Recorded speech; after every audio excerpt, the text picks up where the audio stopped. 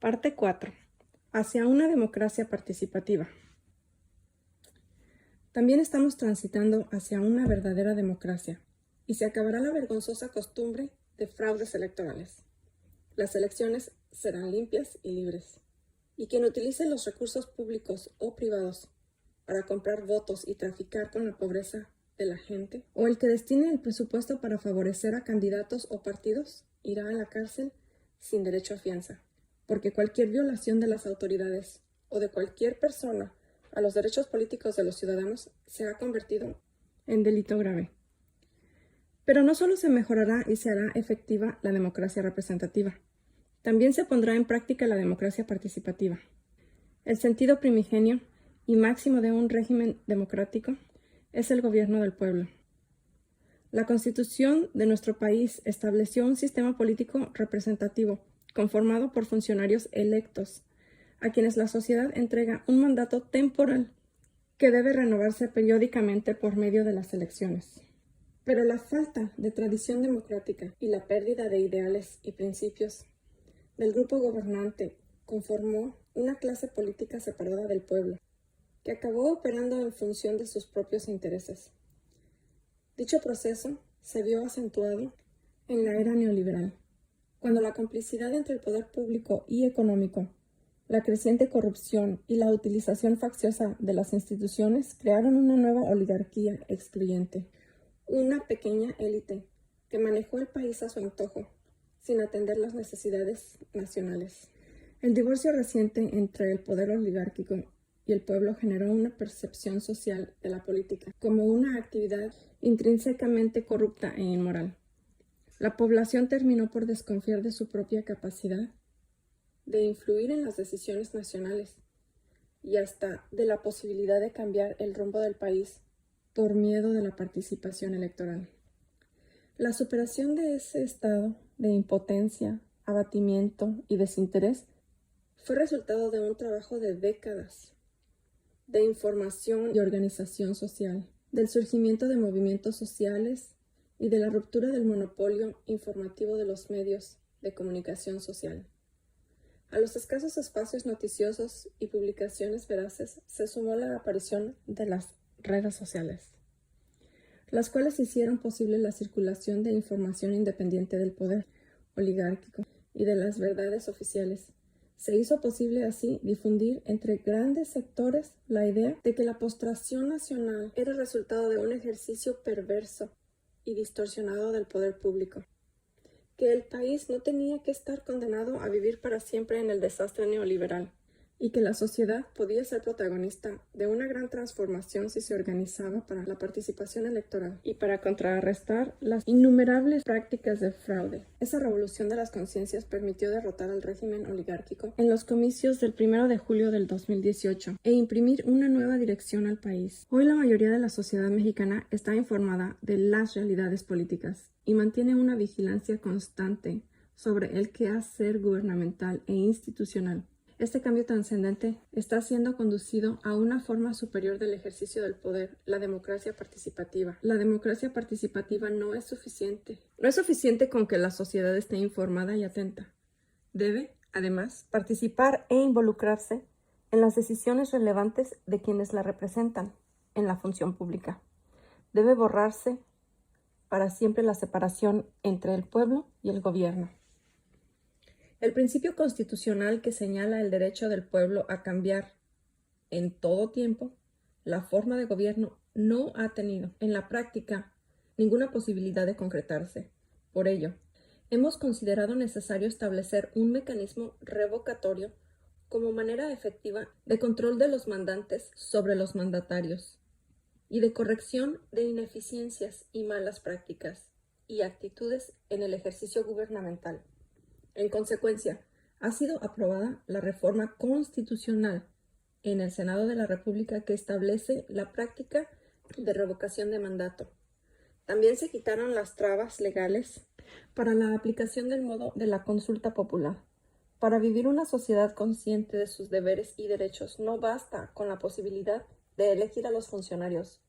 La sociedad también debe incidir en sus determinaciones. Por tal motivo, el gobierno federal ha sometido a consulta las decisiones estratégicas de interés nacional y, de igual forma, recaba el sentir de las poblaciones en asuntos de interés regional o local y somete a veredicto de las comunidades las acciones gubernamentales que las afecten o involucren, acatando así las disposiciones contenidas en varios artículos de la Constitución y en tratados internacionales de los que México es signatario, como el Convenio 169 de la Organización Internacional del Trabajo.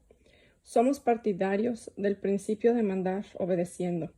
Antes de adoptar decisiones, los gobernantes deben escuchar y tomar en cuenta a la población y actuar en consecuencia. Los servidores públicos de todos los niveles están obligados a servir, no a servirse, a desempeñarse como representantes de la voluntad popular, no como sus usurpadores, a acordar, no imponer, a recurrir siempre a la razón, no a la fuerza, y a tener siempre presente el carácter temporal de su función y no aferrarse a puestos y cargos. Además, por mis convicciones, mantengo vivos los ideales maderistas del sufragio efectivo y la no reelección.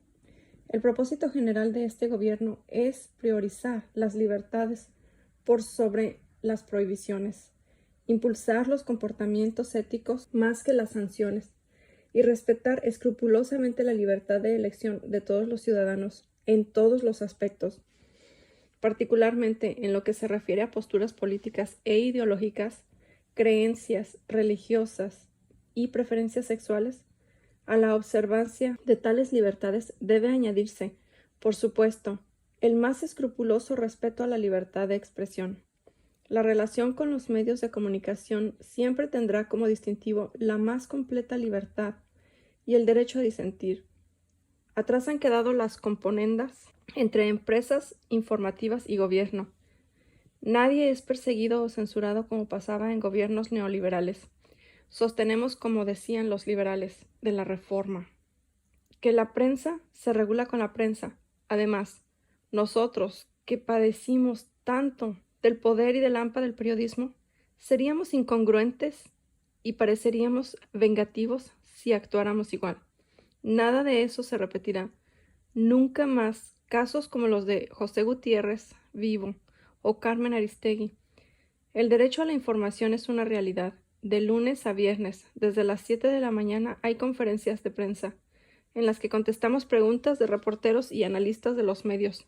Termino este tema reconociendo el papel tan destacado que tuvieron y siguen teniendo en la transformación de México las benditas redes sociales. En el presente sexenio estamos impulsando la búsqueda de la igualdad. Como principio rector, la igualdad efectiva de derechos entre mujeres y hombres, entre indígenas y mestizos, entre jóvenes y adultos, y quedarán erradicadas las prácticas discriminatorias que han perpetuado la opresión de sectores poblacionales enteros. El paradigma que estamos construyendo se basa en la convicción de que es más fuerte la generosidad que el egoísmo, más poderosa la empatía que el odio, más eficiente la colaboración que la competencia, más constructiva la libertad que la prohibición, más fructífera la confianza que la desconfianza. Tenemos la certeza de que los principios éticos y vanguardistas de nuestro pueblo son claves del nuevo pacto social y del modelo de desarrollo para México, que están renaciendo tras la larga y oscura noche del neoliberalismo. Parte 5. Política exterior y solución de raíz al fenómeno migratorio. Los gobiernos neoliberales buscaron liquidar los principios históricos de la política exterior mexicana, principios que hunden sus raíces en la historia nacional y que durante el siglo XIX y buena parte del siglo XX colocaron al país como punto de referencia y ejemplo de buena diplomacia ante la comunidad internacional. En este sexenio, el gobierno federal ha recuperado la tradición diplomática del Estado mexicano que tan positiva resultó para nuestro país y para el mundo, y que está expresada en la Carta Magna en los siguientes principios normativos: el respeto a la autodeterminación de los pueblos, la no intervención, la solución pacífica de controversias, la proscripción de la amenaza o el uso de la fuerza en las relaciones internacionales, la igualdad jurídica de los estados, la cooperación internacional para el desarrollo, el respeto, protección y promoción de los derechos humanos, y la lucha por la paz y la seguridad internacionales. Actualmente el Ejecutivo Federal ofrece cooperación, amistad y respeto para todas las naciones del mundo, y particularmente para los países hermanos de América Latina y el Caribe. Este gobierno ratifica su pertenencia histórica y cultural a dichas regiones e impulsa con énfasis los intercambios económicos, culturales, científicos, tecnológicos y deportivos que abonen a la causa de la integración latinoamericana. Esta disposición está siendo especialmente marcada hacia las naciones centroamericanas, con las cuales hay estrechos vínculos por vecindad, cercanía, cultura e historia compartida. La pertenencia de México a la región de Norteamérica, junto con Estados Unidos y Canadá, es, por otra parte, una realidad histórica, política y económica insoslayable. La relación con el primero de esos países, con el que comparte más de 3,000 kilómetros de frontera, está marcada por una historia de invasiones, despojo territorial e intervenciones, pero también por un intenso intercambio económico, cultural y demográfico. Nuestra pertenencia al Tratado entre México, Estados Unidos y Canadá, TEMEC, sucesor del Tratado de Libre Comercio de América del Norte, TLCAN, la compleja relación fronteriza y la presencia de unos 36 millones de mexicanos en territorio estadounidense y más de 120,000 en Canadá, así como la residencia de nuestro país de cerca de 1,500,000 ciudadanos de Estados Unidos, colocan la relación con estas naciones como la mayor prioridad de la política exterior. El Ejecutivo Federal busca que la relación bilateral con Estados Unidos se conduzca con apego al respeto mutuo, la cooperación para el desarrollo y la solución negociada a problemas comunes, entre los cuales los más significativos son, sin duda, los fenómenos migratorios del sur a norte, las situaciones adversas que enfrentan millones de mexicanos que viven en el país vecino, las expresiones de la delincuencia transnacional, el tráfico de personas y el trasiego de armas, drogas ilícitas y divisas, así como los asuntos específicamente fronterizos y limítrofes, como las aguas fluviales compartidas. Los gobernantes del ciclo neoliberal pretendieron hacerle creer al país que la inmigración de los mexicanos hacia Estados Unidos, la mayor parte de ellos sin documentos de residencia, era un fenómeno natural e inevitable, y omitieron el hecho de que la salida de poblaciones enteras de sus lugares de origen era consecuencia de las políticas económicas aplicadas por los propios gobernantes. Políticas que se tradujeron en la destrucción de la industria nacional, el abandono del campo, la proliferación de la pobreza, el desempleo y la marginación, el desmantelamiento de los mecanismos de redistribución y de movilidad social y la agudización de la inseguridad y la violencia. Estos factores detonaron el éxodo de mexicanas y mexicanos hacia el norte, en busca de trabajo, seguridad y horizontes de vida. Lejos de preocuparse por resolver las causas profundas del fenómeno migratorio, el régimen oligárquico incluso llegó a alentarlo de manera explícita. Por ejemplo, el expresidente Vicente Fox y su equipo consideraban mejor que la gente se fuera a Estados Unidos y hasta llegaron a proponer un programa de capacitación para jardineros, enfermeros y especialistas en atender a adultos mayores, con el cálculo de que Estados Unidos cada vez habrá más demanda de ese tipo de trabajadores, debido al envejecimiento de la población. Con semejantes consideraciones por parte de ese gobierno, no parece casual que, durante sus primeros 3 años, el flujo de inmigrantes mexicanos a Estados Unidos aumentara a un nivel histórico de 480,000 personas por año, según cifras del Consejo Nacional de Población, CONAPO. Para paliar los sufrimientos, atropellos y dificultades que han padecido los mexicanos en Estados Unidos, las presidencias neoliberales mexicanas pretendieron impulsar una reforma migratoria en este país, y para ello recurrieron al cabildeo legislativo y la formulación de propuestas de negociación. Pero en rigor, la política migratoria es un asunto soberano de cada país. Y en ese sentido, los representantes del viejo régimen incurrieron en prácticas intervencionistas injustificables y perniciosas, por cuanto debilitaban la defensa de la soberanía propia, y mientras abogaban por un trato digno y justo para los mexicanos en Estados Unidos, las autoridades migratorias mexicanas sostenían a toda suerte de atropellos a los inmigrantes, nacionales y extranjeros, en el territorio nacional, demoliendo así toda autoridad moral para defender a nuestros connacionales al norte del río Bravo.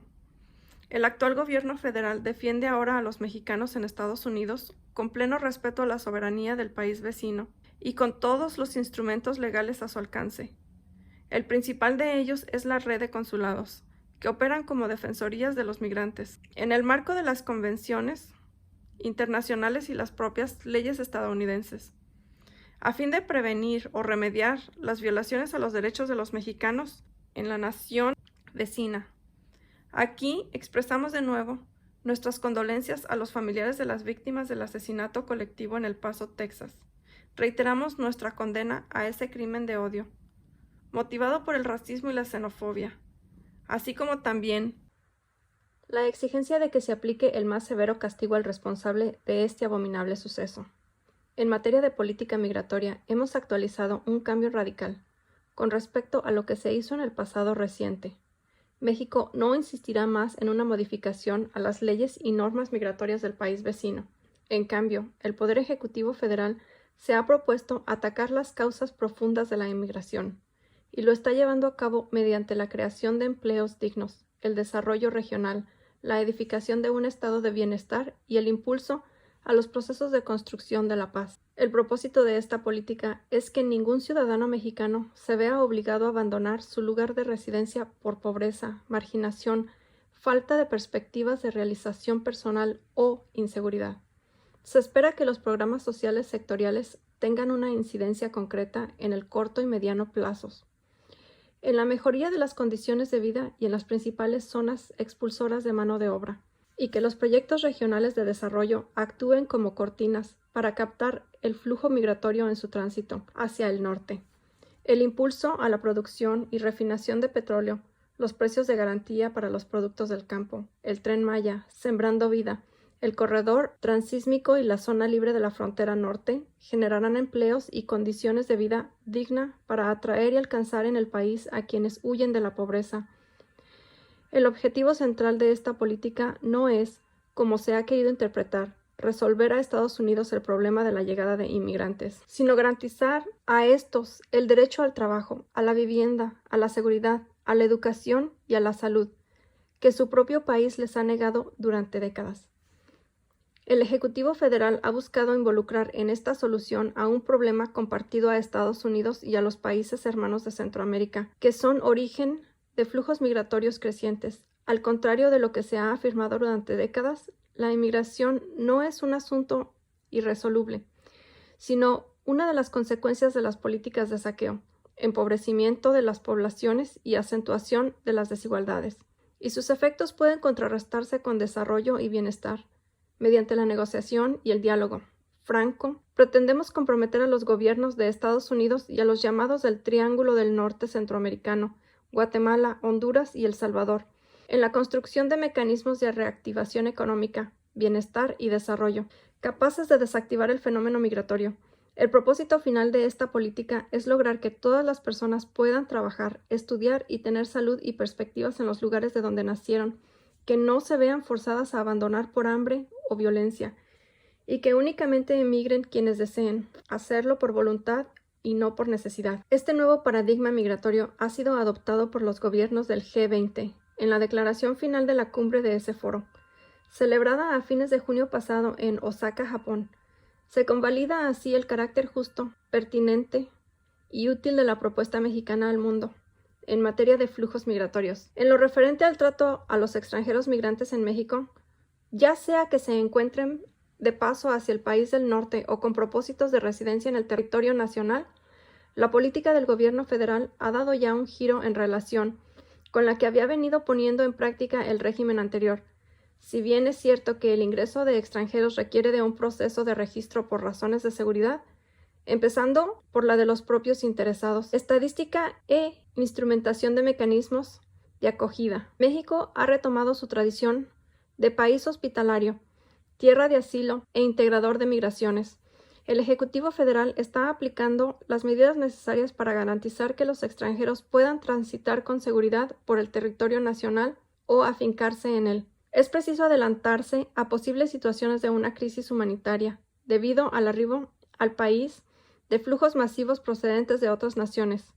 Pero, sobre todo, es necesario sensibilizar a la población nacional con una campaña de erradicación del racismo, la xenofobia, la paranoia, que, por desgracia, han anidado en algunos sectores de la sociedad. Parte 6. El Estado como promotor del desarrollo.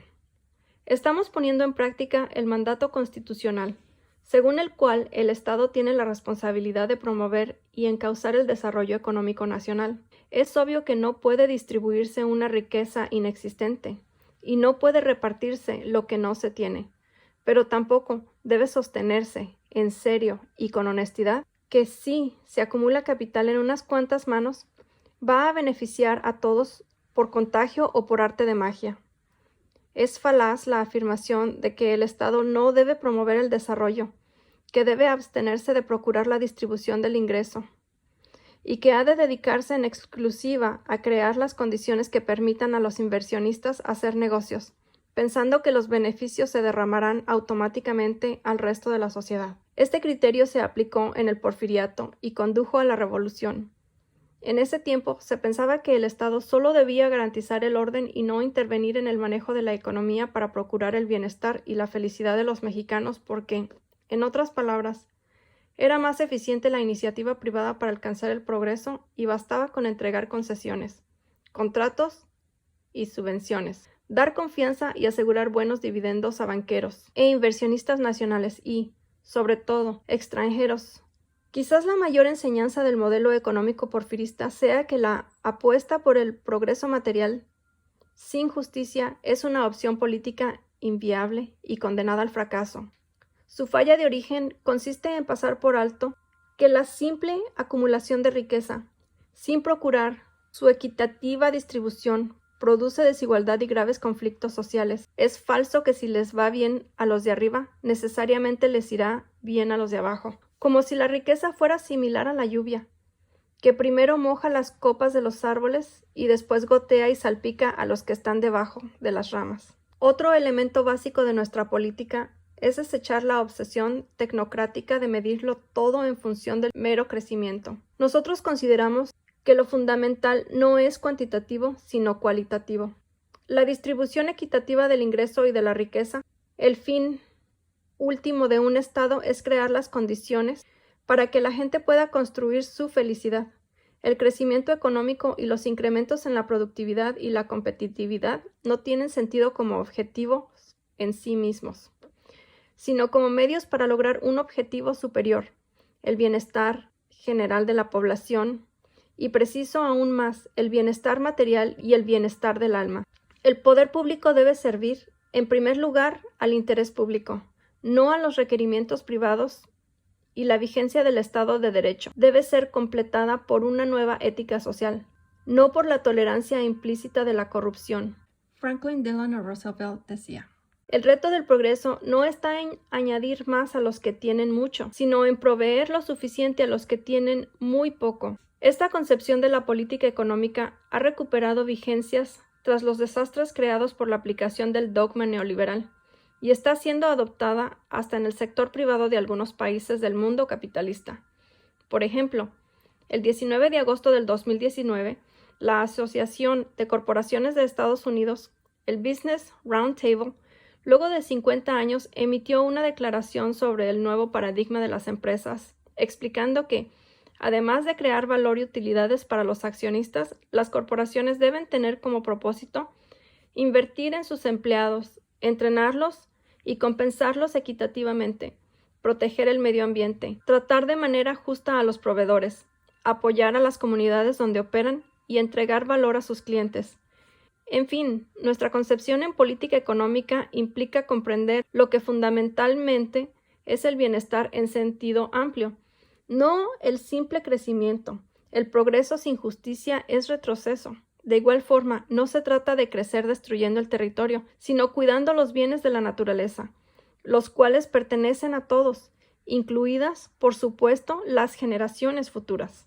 La nueva política productiva que estamos llevando a la práctica consta de 5 acciones fundamentales: apoyar la economía popular, fortalecer el mercado interno, impulsar proyectos para el desarrollo regional, fomentar la participación de la iniciativa privada e intensificar el comercio exterior y la captación de inversión extranjera. En cuanto al fortalecimiento de la economía popular, ha sido prioritaria la recuperación del campo. Promover el desarrollo rural implica mejorar las condiciones de vida de los campesinos y fortalecer las actividades productivas, lo que a su vez forma parte de la solución a los grandes problemas nacionales. En México existen 6.100.000 hogares rurales en poco más de 180.000 localidades de 2.500 o menos habitantes, de acuerdo con el Consejo Nacional de Población en 2017. Los habitantes rurales sumaban 28.400.000 y representaban 23% de la población nacional. Un total de 6.700.000 campesinos y campesinas son poseedores del 90% del territorio nacional. Dicho grupo está conformado por 3.100.000 ejidatarios, 1.018.000 comuneros, 1.900.000 propietarios privados y 685.000 posesionarios. El campo genera, además, grandes beneficios ambientales para la población y la economía: producción de alimentos, disponibilidad de agua, aire limpio, captación de dióxido de carbono para reducir la concentración de gases de efecto invernadero, regulación climática, preservación de la diversidad biológica, conservación y bosques, entre otros. Es obvio que primero debe atenderse a la gente, detener su empobrecimiento, mejorar las condiciones de vida en rancherías, ejidos, comunidades y pueblos, y detener la emigración masiva.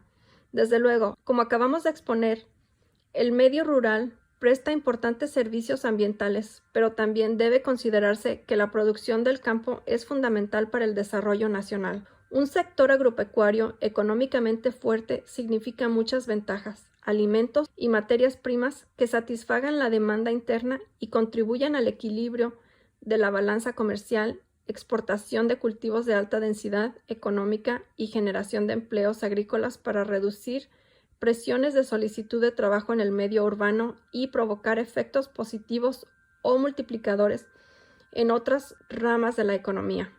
Esta tarea de reivindicación e impulso a las actividades productivas del campo requiere, como lo estamos haciendo, de un cambio profundo en las políticas implantadas durante varias décadas y, sobre todo, exige abandonar la concepción neoliberal, según la cual el campo no tiene viabilidad económica y sus pobladores deben aceptar con resignación las condiciones impuestas por el mercado.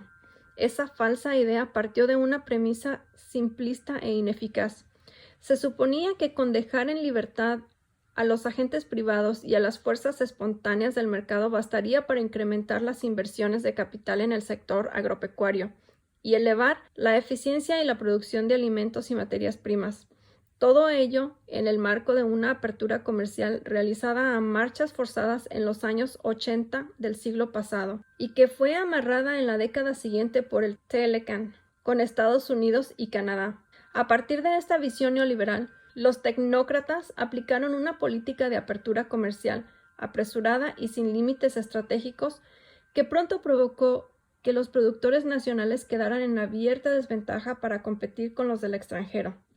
Esto favoreció principalmente a los productores de alimentos básicos de Estados Unidos, que pueden vender más barato en nuestro país porque poseen mejor tecnología y reciben subsidios, compensaciones y créditos blandos de su gobierno, mientras en México los productores no gozan de los mismos beneficios y, más bien, fueron abandonados a su suerte. Es cierto que la agricultura de exportación ha crecido, pero también se ha descuidado la producción para el mercado interno, al grado de que el incremento en las exportaciones no ha contrarrestado el crecimiento de las importaciones de alimentos y materias primas.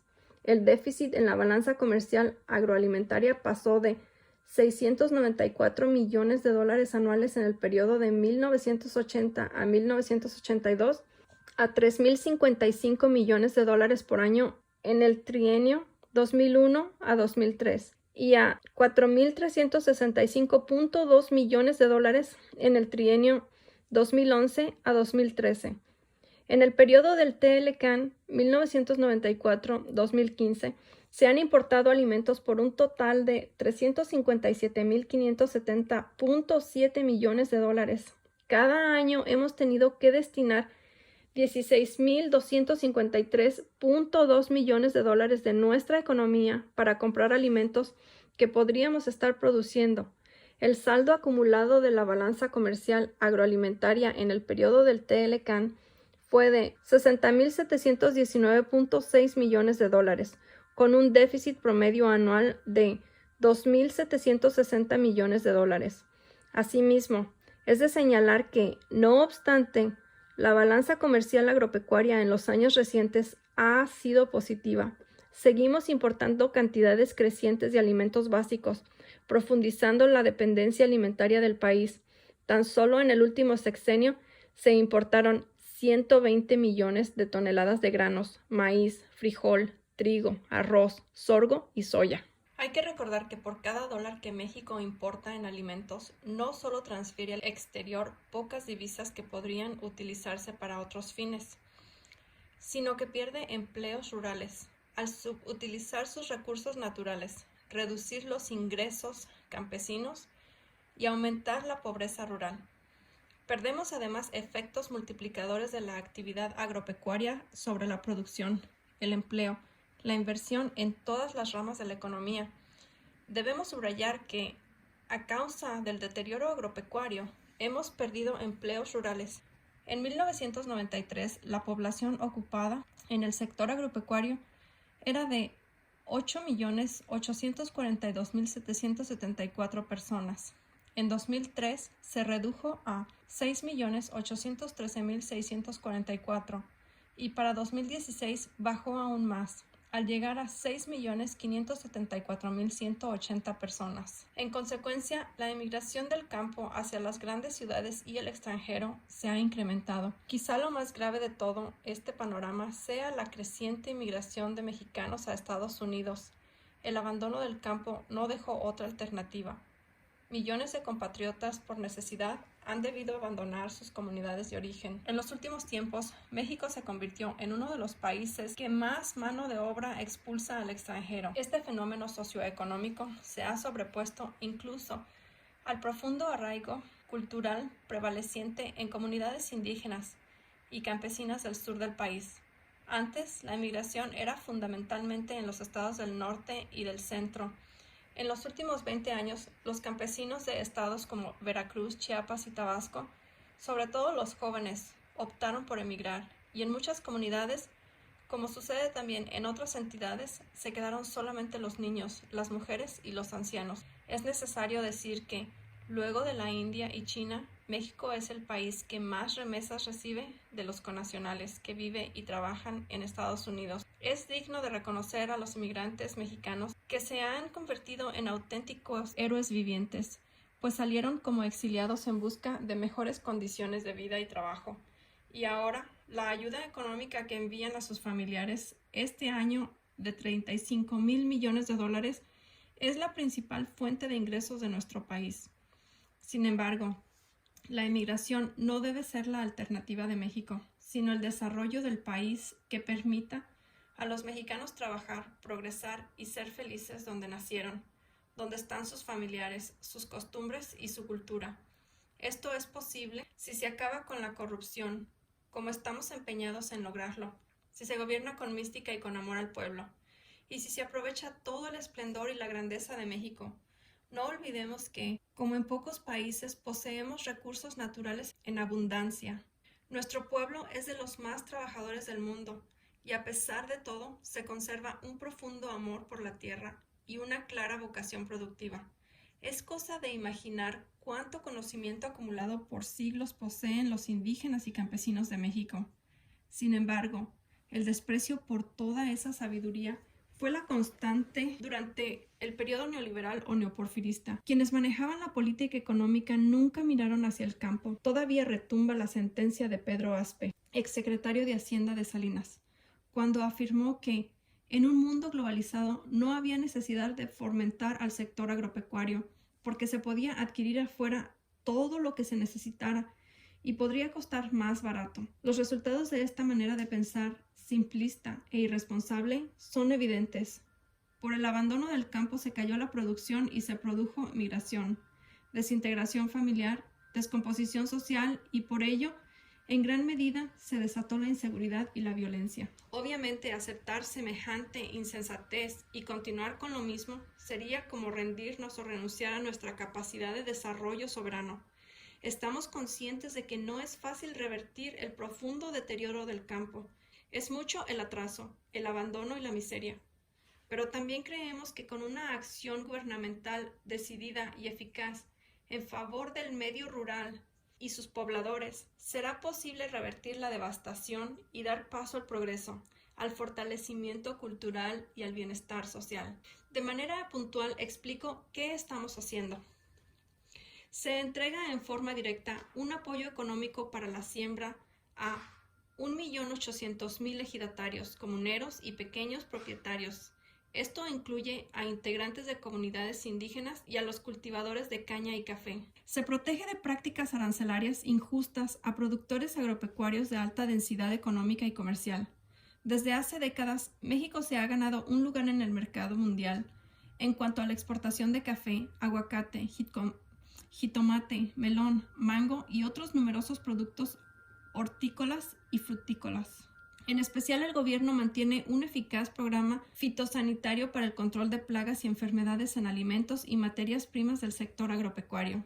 Se corrigió el vicio del acaparamiento de los subsidios por unas cuantas empresas agropecuarias. A su vez, los apoyos a los productores se entregan de manera directa y no a intermediarios o representantes de organizaciones sociales, civiles o las llamadas no gubernamentales. Estamos procurando aumentar el crédito al sector agropecuario por medio de la Banca Nacional de Desarrollo, pero también a través de la banca comercial con garantías de la hacienda pública. Asimismo, se está fortaleciendo y limpiando el sistema del seguro agropecuario, evitando la concentración de este apoyo en pocos productores o empresas. Se está invirtiendo en la construcción y terminación de obras de infraestructura agrícola. Están en proceso de ejecución presas y canales de riego en los estados de Jalisco, Nuevo León, Sonora, Michoacán, Nayarit y Sinaloa, entre otros. Se inició el programa Crédito Ganadero a la Palabra, que consiste en entregar novillonas, vacas y sementales a ejidatarios y pequeños propietarios con el compromiso de que pagarán en 3 años con las crías producidas sin intereses. Sembrando Vida es un programa dirigido a las y los sujetos agrarios para impulsar su participación efectiva en el desarrollo rural integral. Cubre los estados de Campeche, Chiapas, Chihuahua, Colima, Durango, Guerrero, Hidalgo, Michoacán, Nayarit, Oaxaca, Puebla, Quintana Roo, San Luis Potosí, Sinaloa, Tabasco, Tamaulipas, Veracruz y Yucatán. Incentiva a establecer sistemas productivos agroforestales, combinando la producción de los cultivos tradicionales con árboles frutícolas y maderables, mediante el sistema de milpa intercalada con árboles frutales, MIAF, con lo que se contribuye, como ya lo hemos dicho, a generar empleos. Se incentiva la autosuficiencia alimentaria, se mejoran los ingresos de las y los pobladores y se recupera la cobertura forestal de 1 millón de hectáreas en el país. En este programa se beneficia a quienes habitan en localidades rurales y por lo general tienen un ingreso inferior a la línea de bienestar rural y que son propietarios o poseedores de 2.5 hectáreas disponibles para proyectos agroforestales. Los favorecidos reciben un ingreso mensual de 5,000 pesos, así como apoyos en especie para la producción agroforestal, plantas, insumos, herramientas y acompañamiento técnico para la implementación de sistemas agroforestales. Los técnicos del programa comparten conocimientos y experiencias con los campesinos y aprenden de la sabiduría de las personas que han convivido con la naturaleza y con el territorio desde siempre. La importancia de esta acción transformadora es fundamental. El plan es sembrar 1 millón de hectáreas para darle trabajo a más de 400,000 sembradores. Este año se avanza en 575,000 y se han creado más de 230,000 empleos permanentes. Además, se ha logrado arraigar a los campesinos jóvenes a la tierra. Se atempera el fenómeno migratorio y se produce madera, frutas y alimentos. Se rehabilitará la selva y el bosque, y se rescatará y protegerá la flora y la fauna nativa. En fin, tal y como lo indica el nombre del programa, se siembra vida. Un punto central para el desarrollo agropecuario y la conservación del medio ambiente es la definición de una política clara para el acopio, manejo y distribución de agua. Al respecto, evitamos la sobreexplotación de los mantos acuíferos, impulsamos el crecimiento poblacional hacia el sureste, donde se cuenta con el 70% del agua del país. Reconvertimos cultivos en otros de menor consumo de agua. Construimos presas y canales, incluida la tecnificación y el revestimiento de la infraestructura existente de riesgo para aprovechar mejor el uso del agua. Ha quedado prohibido el uso de semillas de maíz transgénico y la explotación de hidrocarburos mediante la práctica del fracking. Con criterios de conservación y sustentabilidad, se está fomentando la actividad pesquera y la acuacultura. México posee 235,000 kilómetros cuadrados de aguas nacionales, ríos, lagunas, arroyos y acuíferos, 11,200 kilómetros de litorales y 3,231,813 kilómetros cuadrados de mar territorial, recursos que pueden utilizarse de forma racional y óptima para generar crecimiento económico, poner al alcance de la población proteínas de buena calidad a bajos precios, crear empleos y mejorar las condiciones de vida de las comunidades costeras y ribereñas del país.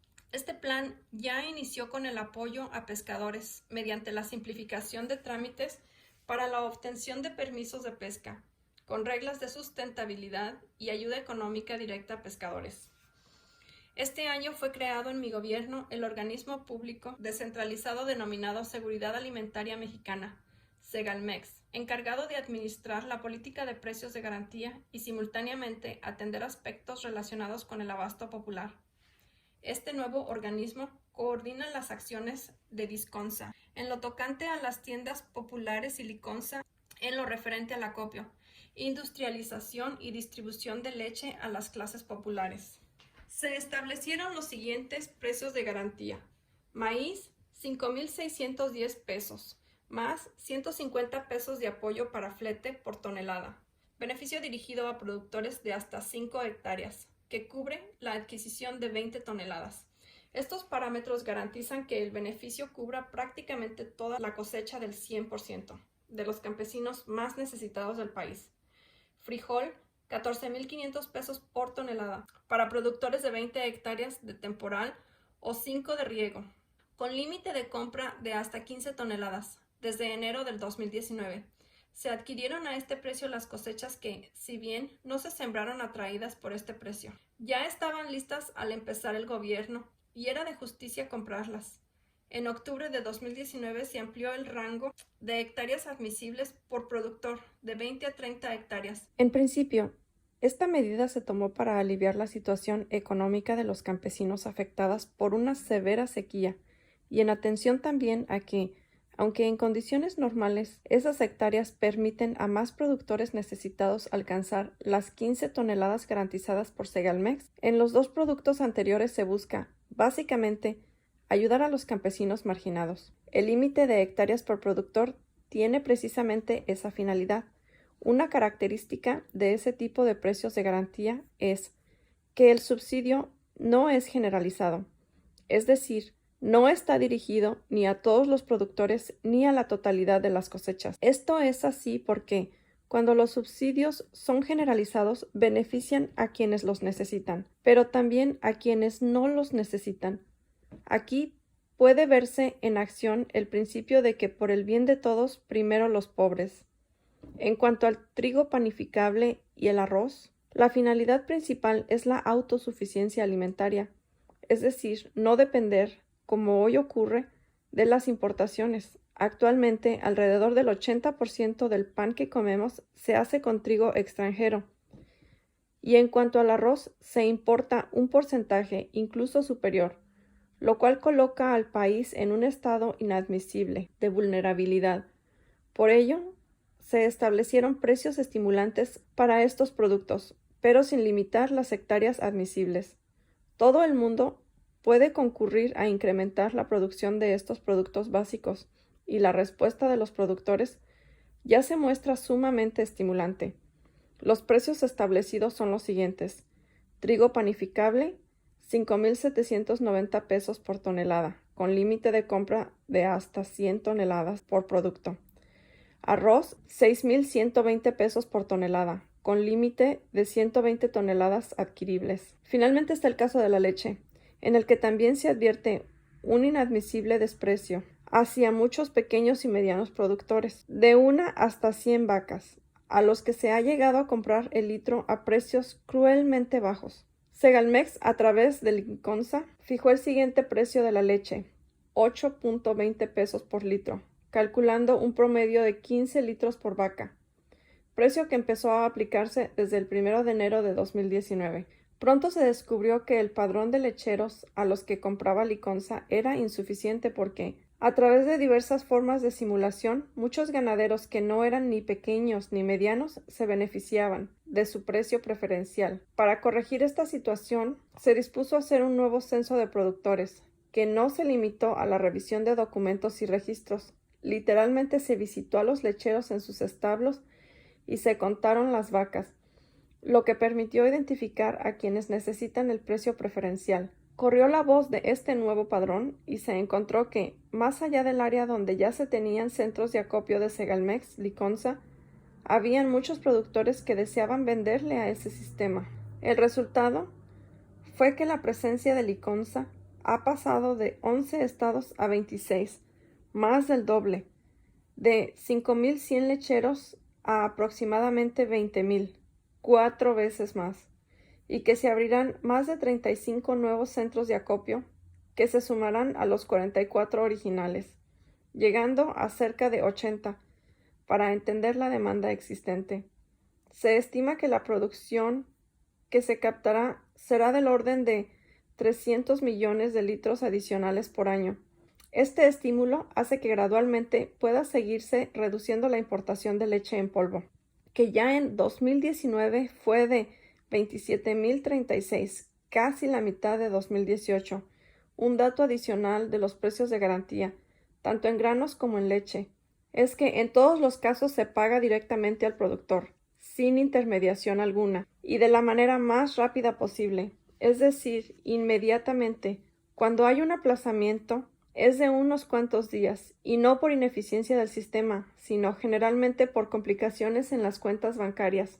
Los incrementos que representan los precios de garantía sobre los del mercado son muy significativos: 40% en maíz, 38% en trigo panificable, 45% en arroz y 25% en frijol. Esto ha sido aceptado con gran beneplácito de los productores beneficiados y sin causar distorsiones en el funcionamiento de los mercados de estos productos a nivel de consumidores. Otra acción social del nuevo gobierno ha sido distribuir a bajo precio una canasta de alimentos y productos básicos.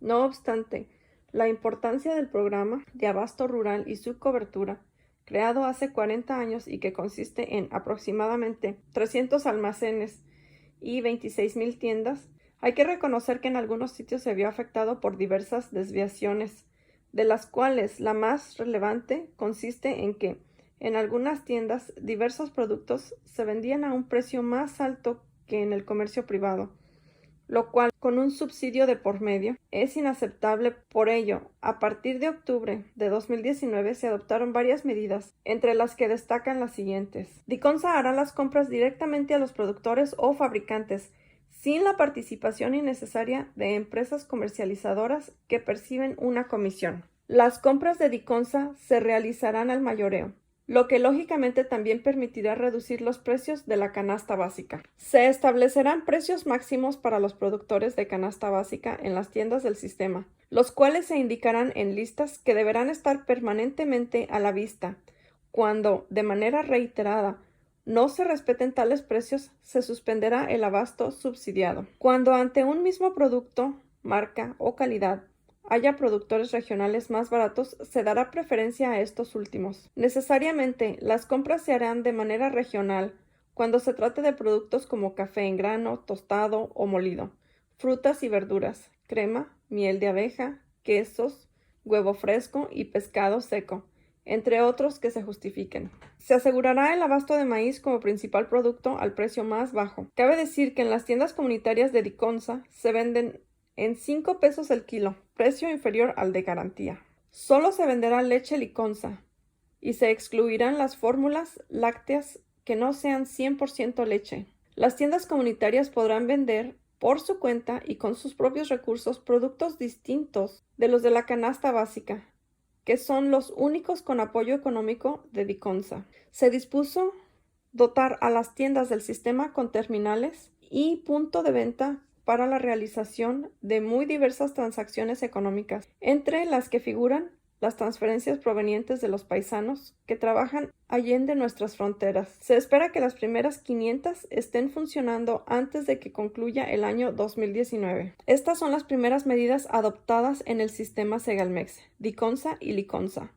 Pero no serán las únicas. Es tan grande el rezago de una economía que dio la espalda a los principios morales de justicia social que la realidad obligará, muy probablemente, y según lo permitan las capacidades económicas del país, a nuevas acciones. Una economía no ajena a los principios éticos obliga a una revisión constante.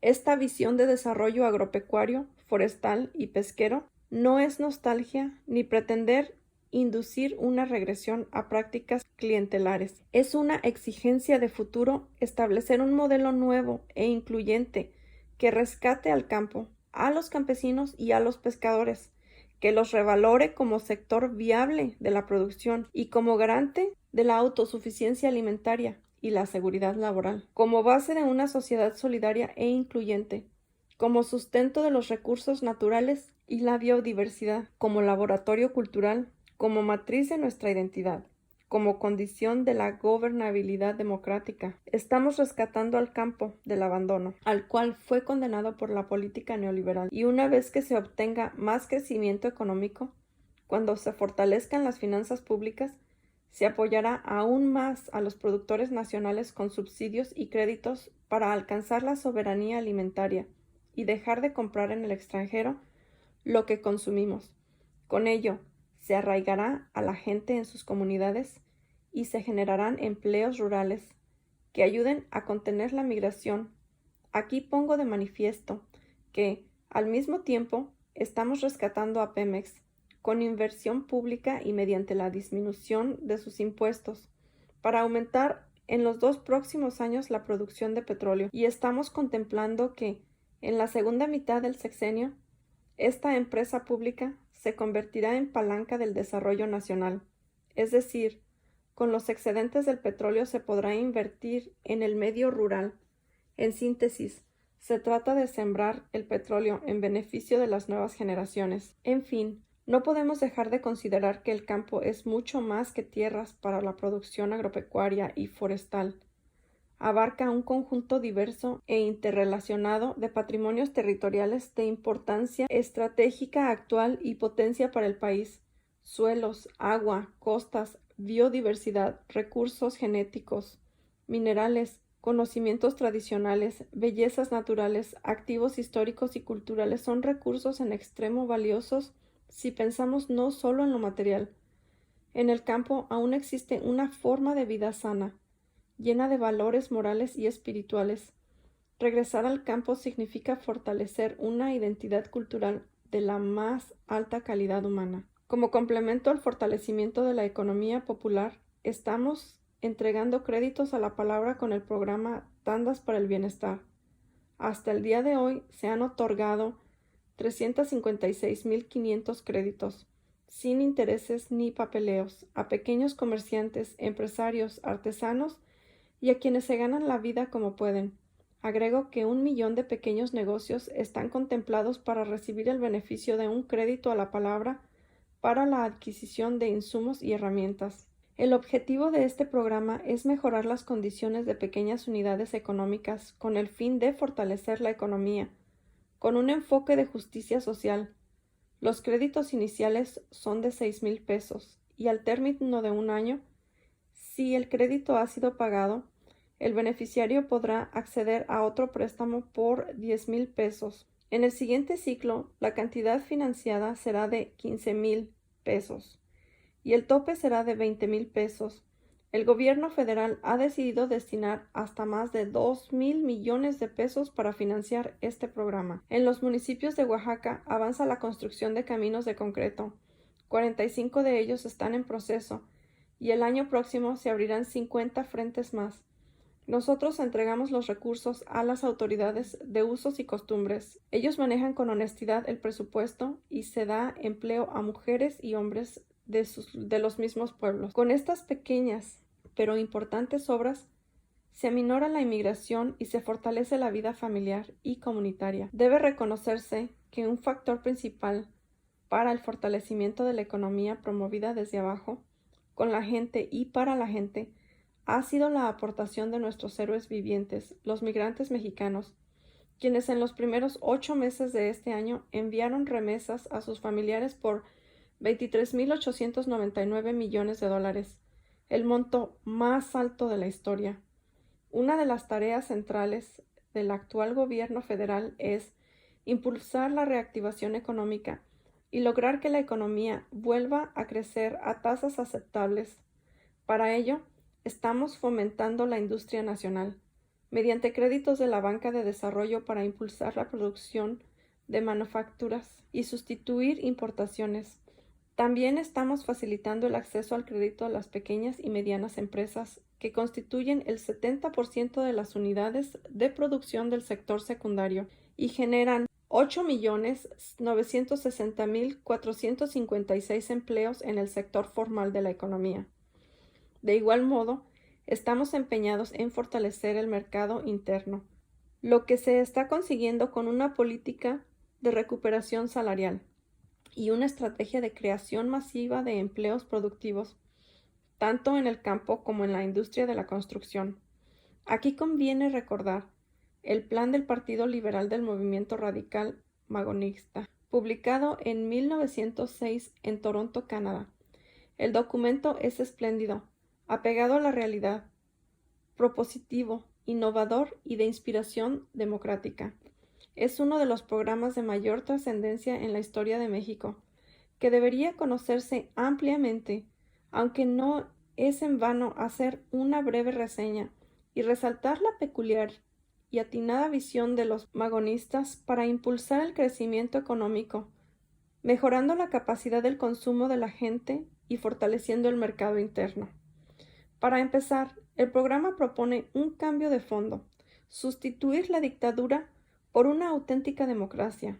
Luego, abarca todos los aspectos de la vida pública y enlista las principales aspiraciones del pueblo y sus más urgentes necesidades: el sufragio electivo, la no reelección, la libertad de prensa, el otorgamiento del amparo sin dilación, la pronta impartición de justicia, la abolición de la pena capital, la desaparición de los jefes políticos y, en contraparte, el fortalecimiento de la autonomía municipal, la sustitución de las cárceles por colonias penitenciarias para la regeneración de los reclusos, la eliminación de servicio militar obligatorio o leva, la unión de los países latinoamericanos para defenderse ante abusos de las potencias, la reafirmación de las leyes de reforma y el apego estricto a la Constitución, la libertad religiosa, la educación laica, el aumento de escuelas públicas,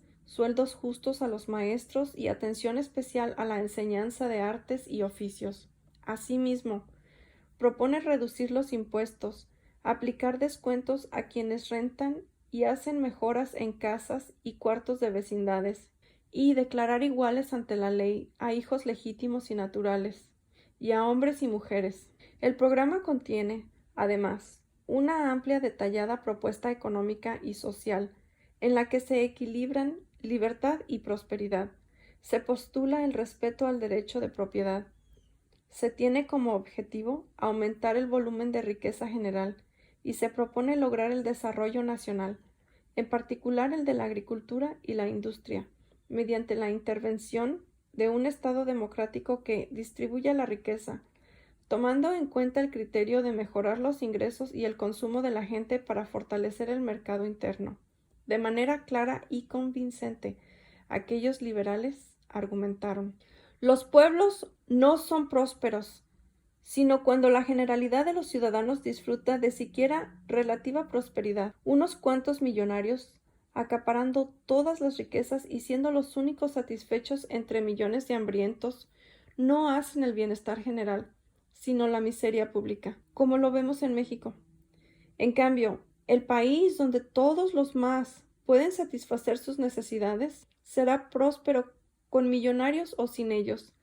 El mejoramiento de las condiciones del trabajo, por una parte, y por otra, la equitativa distribución de las tierras con las facilidades de cultivarlas y aprovecharlas sin restricciones producirán inapreciables ventajas a la nación. No solo salvarán de la miseria ni procurarán cierta comodidad a las clases que directamente reciben el beneficio, sino que impulsarán notablemente el desarrollo de nuestra agricultura, de nuestra industria, de todas las fuentes de la pública riqueza, hoy estancadas por la miseria general. En efecto, cuando el pueblo es demasiado pobre, cuando sus recursos apenas alcanzan para mal comer, consume solo artículos de primera necesidad y aún estos en pequeña escala, cuando los millones de parias que hoy vegetan en el hambre y la desnudez coman menos mal, usen ropa y calzado y dejen de tener petate por todo ajuar, la demanda de 1000 géneros, que hoy es insignificante, aumentará en proporciones colosales,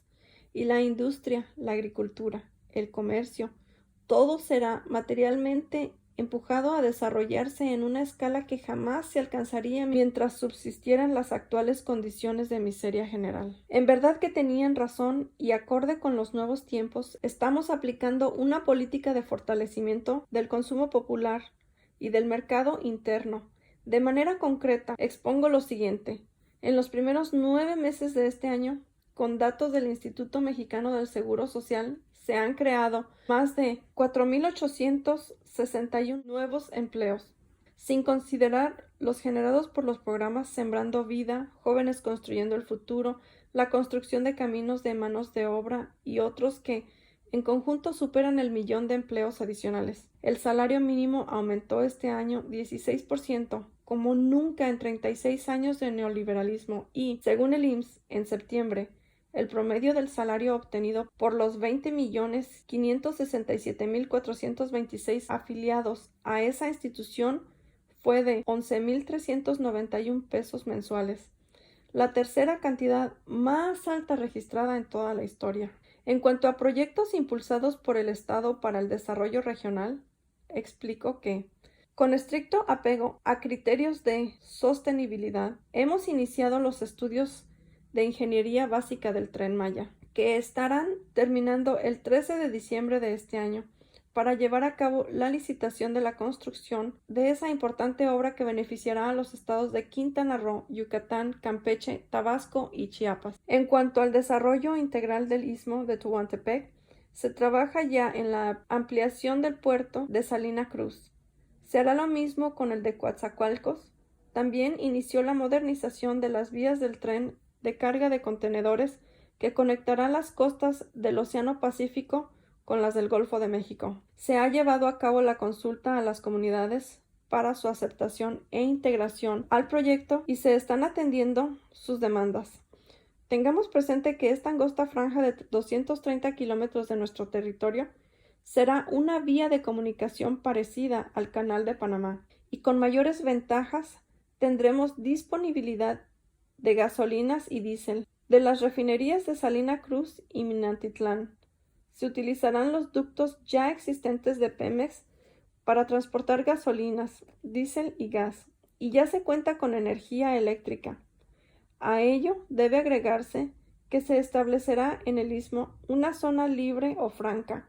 Además, se reducirán los impuestos y el precio de los energéticos para propiciar la instalación de parques industriales que generen suficientes empleos y buenos salarios. Nos llevó algún tiempo cancelar los compromisos contraídos en la pasada administración para la construcción del aeropuerto en el lago de Texcoco, pero afortunadamente ya se liquidaron bonos y todos los contratos pendientes con las empresas. Aún con el costo que implicó abandonar este proyecto, estoy convencido de que fue la mejor decisión y menciono algunas razones. En ese sitio, la terminal aérea habría estado condenada a sufrir hundimientos. Se evitó la destrucción del lago Nabor Carrillo, asiento de aves migratorias. No se cerrarán ni el actual aeropuerto ni el de Santa Lucía, como estaba previsto en el proyecto de Texcoco, dada la tarea en que se trazaron las nuevas pistas y por la invasión del espacio aéreo. La saturación del actual aeropuerto se resolverá en 3 años, que será menos tiempo que el que nos habría tomado concluir la obra de Texcoco. Con una solución de largo plazo, de mejor calidad, sin corrupción, con 5 pistas en vez de 3, con un ahorro de más de 100,000 millones de pesos para el pueblo de México. Con este propósito estamos avanzando en la creación del sistema aeroportuario de la Ciudad de México, que incluye la rehabilitación del actual aeropuerto Benito Juárez, la plena utilización del de Toluca y la construcción del nuevo Aeropuerto General Felipe Ángeles, en lo que es hoy la base aérea de Santa Lucía. Desde enero pasado se inició el programa de la Zona Libre o Franca, a lo largo de los 3,180 kilómetros de frontera con Estados Unidos. En dicha franja se redujo el impuesto sobre la renta, ISR, al 20%. El impuesto al valor agregado, IVA, pasó del 16 al 8%. Los combustibles se abarataron y aumentó al doble el salario mínimo. Se creó la empresa Comisión Federal de Electricidad, Telecomunicaciones e Internet para Todos, filial de la CFE, y se obtuvo la concesión para ofrecer servicio de Internet sin fines de lucro en todo el país. En octubre comenzaron los trabajos para comunicar por este medio a 13,500 centros integradores de servicios y a 166,000 pueblos marginados del país. Es un orgullo informar que, por primera vez en 14 años, detuvimos la caída progresiva en la producción de petróleo. En 2018, la producción disminuyó en 200,000 barriles diarios. Y en 9 meses que llevamos en el gobierno, no hemos perdido la producción, por el contrario. En diciembre, contaremos con 50,000 barriles diarios adicionales. También se están rehabilitando las 6 refinerías del país y, en lo que va del presente año, la producción de estas plantas aumentó del 32% al 40% de su capacidad. Asimismo, ya se licitó y se otorgaron los contratos a las empresas que han comenzado a construir la nueva refinería de Dos Bocas, Paraíso, Tabasco. En materia de obra pública, estamos dando prioridad a la conservación de infraestructura y a la terminación de obras en proceso, la inversión para construcción y el mantenimiento de carreteras y caminos rurales es de 42,500 millones de pesos. De este monto, 20,000 millones se destinarán a la conservación de la red de carreteras del país, algo que nunca había sucedido. Concluyó la construcción del túnel emisor Oriente, que tomó más de 10 años y significó una inversión total de 32,189 millones de pesos. Con esta obra se evitarán inundaciones en una buena parte del Valle de México. También se terminará este año el tren ligero de Guadalajara y se continúa construyendo el de Toluca, Ciudad de México. La participación de la iniciativa privada en el desarrollo de México es necesaria y es una realidad. En junio de 2019 firmamos con las organizaciones del sector privado un acuerdo para hacer efectivo un verdadero Estado de Derecho, combatir la corrupción e impulsar el crecimiento económico. El Consejo Mexicano de Negocios se comprometió a invertir este año 32,000 millones de dólares. Destaco también que la CFE llegó a un arreglo con las empresas nacionales y extranjeras que construyeron ductos para el transporte de gas. Luego de largas y pacientes negociaciones, se acordó reconocer los contratos suscritos por la pasada administración, pero se redujo la tarifa y se obtuvo un ahorro de 4,500 millones de dólares para la CFE. De esta manera se logró evitar los procesos legales que estaban por iniciar en tribunales internacionales. Las empresas aceptaron el principio de que el interés nacional debe estar por encima del particular, por legítimo que éste sea.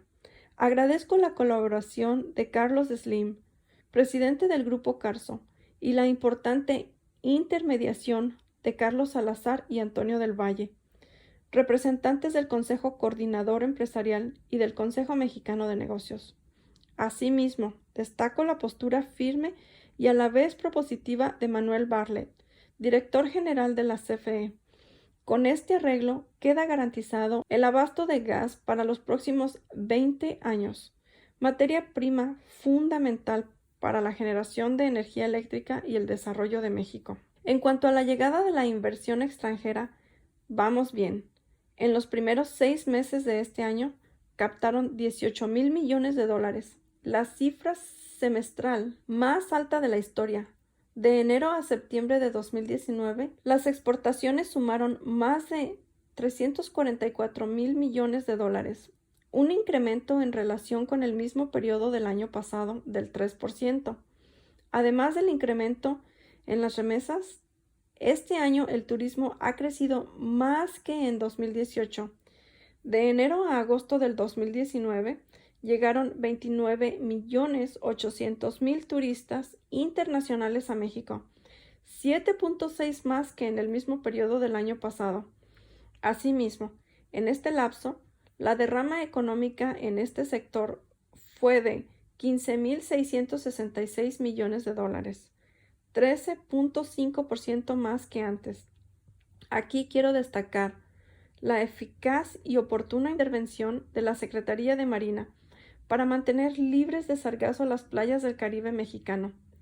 Ya somos el principal socio comercial de Estados Unidos y consideramos que se aprobará en el Congreso de ese país y en el de Canadá el nuevo tratado comercial, con lo que se fortalecerá la economía de América del Norte. Parte 7. Finanzas públicas sanas. El gobierno de la Cuarta Transformación recibió la pesada herencia de una deuda pública de 10,5 billones de pesos, resultado de la irresponsabilidad y la corrupción de los gobiernos del régimen anterior, lo que obliga a destinar 749,000 millones de pesos del presupuesto para pagar el servicio de esa deuda. Sin embargo, con la fórmula de acabar con la corrupción y reducir el costo del gobierno a la sociedad, estamos logrando nuestro propósito de financiar el presupuesto sin aumentar impuestos en términos reales, sin cobrar más por los combustibles y sin continuar endeudando al país. Es decir, en este sexenio no se recurrirá al endeudamiento para financiar los gastos del Estado, ni para ningún otro propósito. Cuando recibimos el gobierno el 1 de diciembre del año pasado, la deuda pública presentaba el 44,9% del PIB y el 31 de octubre de este año era de 42,8%. Esto no significa que así cerremos el año, pero aún con el supuesto de bajo crecimiento y depreciación del peso, en los 2 últimos meses la deuda no aumentará en términos reales. Como norma, no se gastará más del que ingrese a la hacienda pública. Los recursos destinados a financiar los programas sociales provienen de lo que se ahorra con el combate a la corrupción y la eliminación de gastos suntuarios. Hacia el futuro pensamos que la hacienda pública se fortalecerá, con una mejor rentabilidad del sector energético y un mayor crecimiento económico.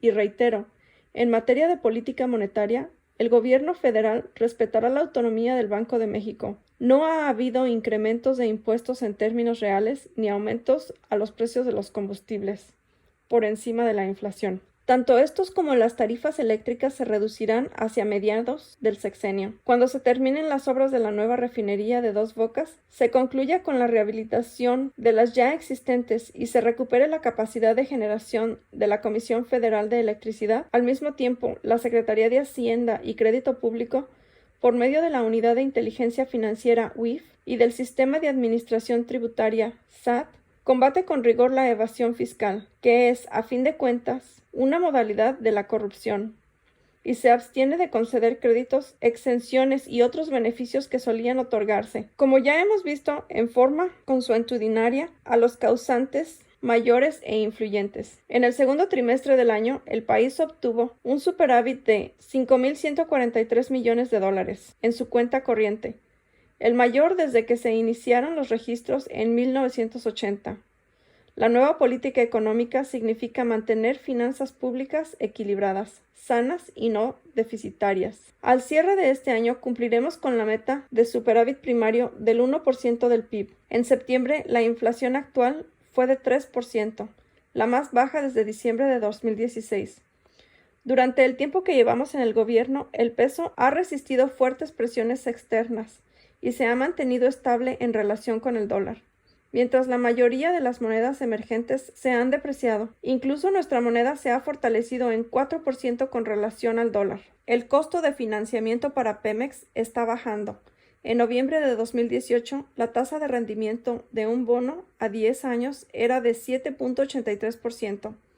A finales de octubre, este año bajó a 5.97%. De diciembre de 2018 a octubre de 2019, las reservas internacionales han crecido en 5.823 millones de dólares. En septiembre, el indicador de confianza del consumidor se ubicó en 44.7 puntos, nivel que no se alcanzaba desde hace más de 10 años. En agosto, el INEGI reportó que los ingresos por ventas al por menor aumentaron 2.4 en relación con el mismo mes del año pasado. La bolsa de valores se ha mantenido estable. En el tiempo que llevamos en el gobierno ha aumentado en 3%. Tenemos finanzas públicas sanas. La recaudación de impuestos hasta septiembre aumentó en 2.4% en comparación con el año pasado. La economía está creciendo poco, pero no hay recesión. Además, ahora es menos injusta la distribución del ingreso, es decir, hay más desarrollo y bienestar.